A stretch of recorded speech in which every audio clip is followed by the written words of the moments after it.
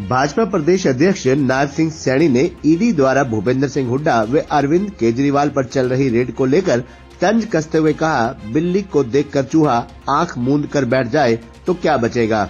जिन्होंने भ्रष्टाचार किया है उसका हिसाब तो देना पड़ेगा, वरना कार्रवाई होगी।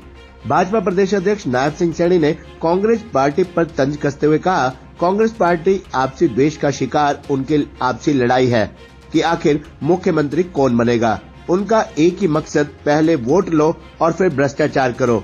आपसी द्वेष के चलते ये लोग परिवार में एक साथ नहीं बैठ सकते तो हरियाणा प्रदेश का क्या भला करेंगे। प्रदेश की जनता समझ चुकी है कांग्रेस में भ्रष्टाचार तेज गति से बढ़ता है, मगर भाजपा की सरकार में विकास कार्य की गति बढ़ती है। किसानों द्वारा दिल्ली कूच को लेकर भाजपा प्रदेश अध्यक्ष ने कहा, जितना कार्य किसानों के लिए 10 वर्षों में प्रधानमंत्री नरेंद्र मोदी ने किया है, इतना 55 वर्षों में कांग्रेस पार्टी ने भी नहीं किया। और वहीं उन्होंने कहा कि आंदोलन में इंडिया गठबंधन के लोग साथ लगे हुए हैं, वही जिम्मेवार हैं। भाजपा प्रदेश अध्यक्ष ने कहा, ये भ्रष्टाचारी लोग हैं। भ्रष्टाचार का असर गरीब व्यक्ति किसानों पर पड़ता है, मगर आज मोदी सरकार ने सभी कार्य ऑनलाइन किए हैं, जिसके चलते किसानों को इनका डायरेक्ट लाभ मिल रहा है। केंद्र सरकार के 3 मंत्री चंडीगढ़ पहुंचे और किसानों से बातचीत की। इस मुद्दे पर भाजपा प्रदेश अध्यक्ष ने कहा, सरकार प्रयास करती है और बातचीत का रास्ता भी हमेशा खुला रहता है। उन्होंने कहा कि विरोध प्रदर्शन करने से कुछ नहीं होता, आपसी बातचीत से ही समाधान निकलता है। नायब सैनी ने कहा, पूरा किसान वर्ग इस बात को समझ रहा है कि आखिर क्या चल रहा है। आज भाजपा प्रदेश अध्यक्ष एवं कुरुक्षेत्र से सांसद नायब सिंह सैनी गांव चलो अभियान के तहत गांव ज्योतिसर में प्रवास पर रहेंगे। इसको लेकर नायब सिंह सैनी ने ग्रामीणों से बातचीत भी की। गांव ज्योतिसर में गांव चलो अभियान के तहत पहुंचने पर उनका ग्रामीणों द्वारा जोरदार स्वागत किया गया। वहीं उन्होंने ज्योतिसर तीर्थ पर स्वच्छता अभियान भी चलाया और ग्रामीणों से बातचीत भी की। भारत के यशस्वी प्रधानमंत्री आदरणीय नरेंद्र मोदी जी ने यहाँ पर 250 करोड़ रुपए की लागत से इस भगवान श्री कृष्ण की भूमि पर महाभारत कालीन गांव उसका निर्माण हो रहा है। आज इस ज्योतिसर गांव में जहाँ पर भगवान श्री कृष्ण ने गीता का संदेश दिया, सर्व मानव जाति के लिए दिया, उस गांव के अंदर मुझे आने का, आज यहाँ पर रुकने का वो मौका मिलेगा। और आज गांव चलो अभियान के तहत पूरे प्रदेश में हमारे 19,813 जो बूथ हैं, उन बूथों के ऊपर हमारे सभी कार्यकर्ता, सभी हमारे सांसदगण, सभी हमारे विधायकगण, सभी हमारे पार्टी के प्रमुख कार्यकर्ता सभी गांव के अंदर अपने अपने गांव और बूथ के ऊपर आज महासंपर्क अभियान के तहत वो गांव के अंदर वो लोगों से मिल रहे हैं।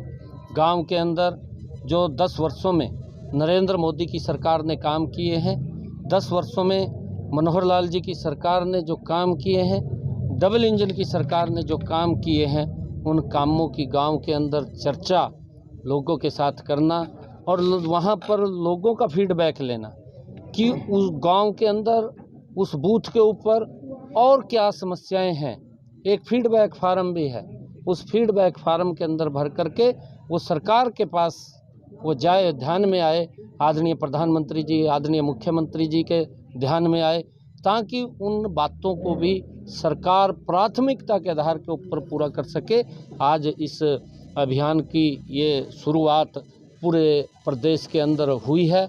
आज लगभग गांव चलो अभियान के तहत 19,813 बूथों के अंदर आज हमारे कार्यकर्ता गांव-गांव के अंदर हैं। उसी निमित्त मैं ज्योतिसर के अंदर यहाँ आया हूँ और लोगों से मिल रहा हूँ। अलग अलग मेरे मिलने के कार्यक्रम है।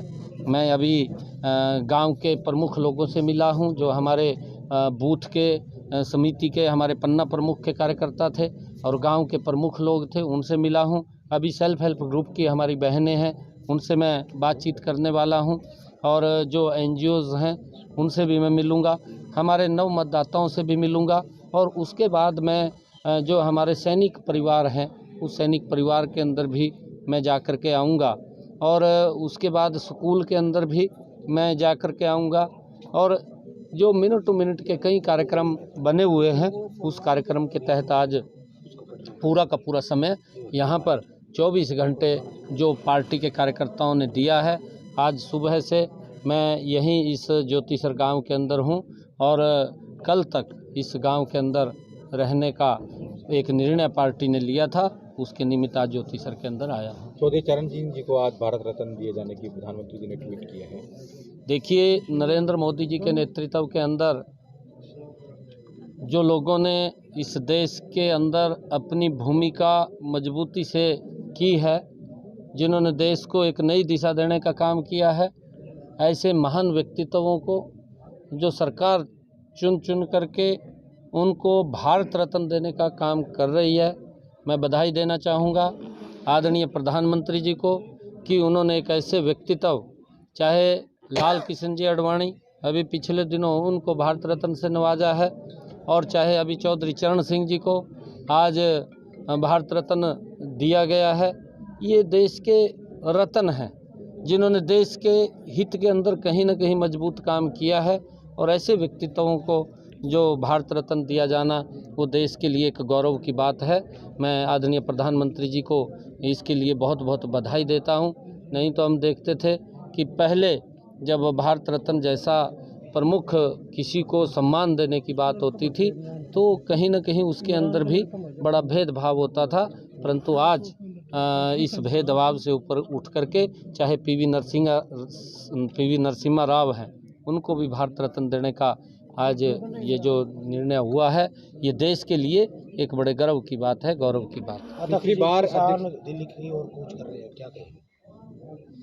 देखिए, किसानों के लिए जो नरेंद्र मोदी की सरकार ने काम किए हैं, आदरणीय प्रधानमंत्री जी ने, चाहे प्रधानमंत्री किसान सम्मान निधि है, लगभग 2 लाख करोड़ से ज़्यादा पैसा इन 10 वर्षों के अंदर किसान के खाते के अंदर पहुंचाने का काम नरेंद्र मोदी की सरकार ने किया है। चाहे प्रधानमंत्री फसल बीमा योजना है, उसके माध्यम से किसान को मजबूत करने का काम नरेंद्र मोदी की सरकार ने किया है।